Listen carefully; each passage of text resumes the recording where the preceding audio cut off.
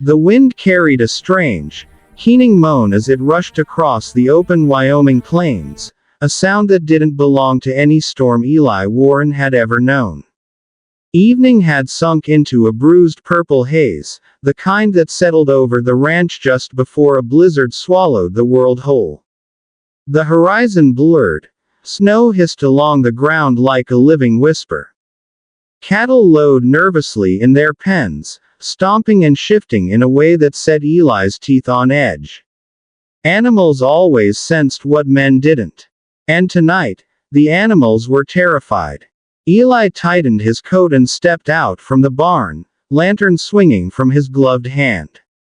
He'd meant to secure the south gate before the storm hit. He didn't want his cattle wandering out if the blizzard shoved hard against the fence line. He wasn't a man who wasted time on fear or superstition. Work needed doing, and he did it. That was the life of a rancher. Sunup to sundown, no breaks, no excuses. But tonight, something gnawed at him. Something he couldn't name. The dogs were the first sign. They usually bounded along beside him, wagging and barking, always eager to follow him into the dark. But when he opened the kennel, the animals backed away, ears flattened, tails tucked. One whimpered and pressed itself into the corner as though trying to disappear. Eli frowned, shutting the door again. Then came the second sign, a flash of white near the back of the barn.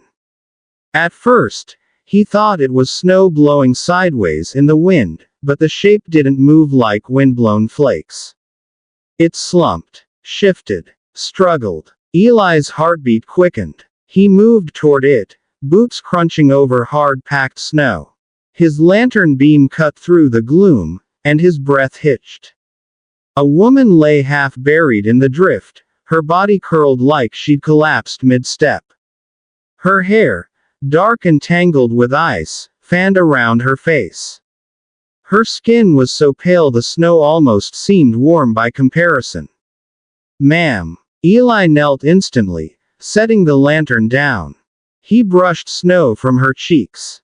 The cold seared his fingertips through the glove. "Hey, can you hear me?" Her eyelids fluttered. "Barely." Good Lord. If she'd been out here much longer, she would have frozen solid. He shrugged off the thick ranch blanket slung over his shoulder, the one he kept in the barn for emergencies, and wrapped it around her tightly. Her lips were tinted blue, and when she exhaled, the breath was shallow, fragile. He needed to get her inside, quick, or she wouldn't last more than a few minutes. "I'm gonna pick you up, all right?" he said gently, slipping one arm beneath her shoulders. "You're safe. I've got you." Her body tensed faintly at his touch, a shiver running through her. Not from cold, but from something else. Something like dread. "No." Her voice cracked, barely carrying over the wind. Don't take me inside." Eli blinked in disbelief. "Ma'am, you're half frozen. You'll die out here." A flicker of something flashed in her half-open eyes, fear so raw it hit Eli like a blow. "It doesn't matter," she murmured. "Not anymore." A hard gust ripped across the yard, rattling the barn doors. Eli leaned closer, trying to hear her over the wind. "What happened to you?" he asked. "Were you in an accident? Lost?" His gaze swept the land behind her, searching for any vehicle, footprints, anything. But the snow was untouched for miles. There was no sign she'd even walked here. It was as if she'd simply appeared out of the storm. Her fingers tightened around the edge of the blanket, knuckles whitening. "You shouldn't have come out tonight," she whispered. "You shouldn't have found me." Eli felt a cold unrelated to winter creep up his spine. "What does that mean?" he asked slowly. She didn't answer right away. Her gaze drifted toward the treeline in the distance. Dark, tall silhouettes that swayed in the wind. The pines stood like silent sentries, their shadows stretching far across the snow. Her voice trembled when she finally spoke. I'm already dead inside. The words were flat, hollow, resigned in a way no one her age should sound. Eli swallowed hard. He wasn't a stranger to sorrow. Folks out in these parts carried pain the way others carried old scars. But this was something deeper. He had the sudden, eerie sense that her being here wasn't an accident. It was a warning. She looked back at him, her eyes suddenly sharp, urgent. They took everything from me. Who did? Eli pressed, though a knot formed in his stomach at the way she said they, as if they were not quite human. And now, she whispered, voice cracking as if she wished she weren't still alive to say it, they're coming to finish it. The wind cut through the yard with a distant howl, low, long, unnatural. Eli felt the hair rise on the back of his neck. Something was wrong. Very, very wrong. Eli wasn't prepared for what he saw beneath that blanket. Nothing on God's earth could have prepared him. The wool slipped aside with a faint, scraping whisper, and the lantern light washed over the woman's abdomen. At first, he didn't understand what he was looking at. The human mind rejects horror before it accepts it. Then it hit him. Carved into her flesh, deep, deliberate, and still seeping, was a sigil. Not a cut, not an animal wound, not something accidental. A symbol. A mark etched with precision and cruelty. The lines looped and intersected in unnatural shapes, forming a pattern that made Eli's stomach twist. He'd seen it once before, 2 winters back, burned into a dead steer's hide so deeply the flesh around it had blackened. The sheriff had muttered something about teenagers playing sick games. But Eli had known better even then. There were rumors in these hills. Old ones. Dark ones. Things ranchers said in low voices around fire pits when the moon hung wrong in the sky. The marked animals had all disappeared afterward. And now this woman. His throat tightened. What? Who did this to you? He rasped, but the words felt useless. Fragile. Her eyes were wet, her breath shaky. They did. Who are they? She shook her head weakly, hair sticking to her cheeks. Not who. What? A chill crept along Eli's spine, cold as the storm building around them. The sky rumbled overhead, thunder buried beneath the roar of wind.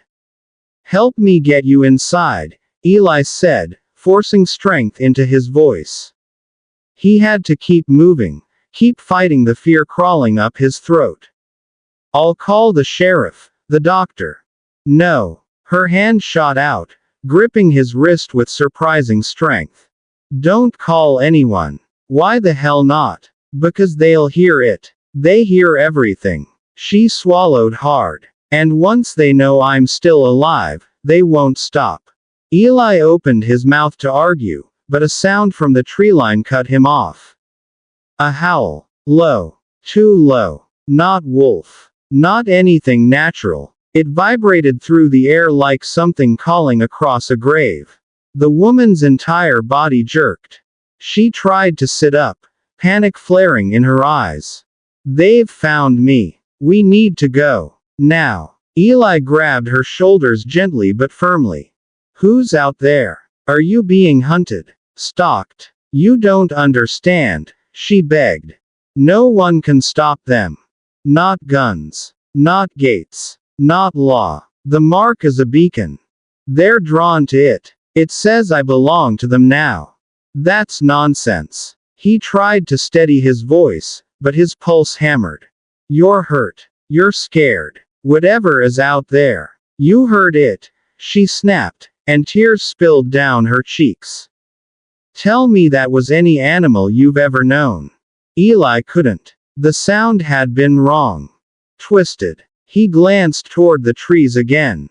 The lantern barely reached that far, but something in the shadows moved, slowly, like a shape testing its limits. The cattle in the nearby pen suddenly erupted into panicked bellowing, slamming against their gates. The horses in the stables cried out, hooves striking wood. Every creature on the ranch felt the presence creeping toward them. Eli rose to his feet, grabbing the lantern and squaring his shoulders. "Stay here. I'm going to see what it is."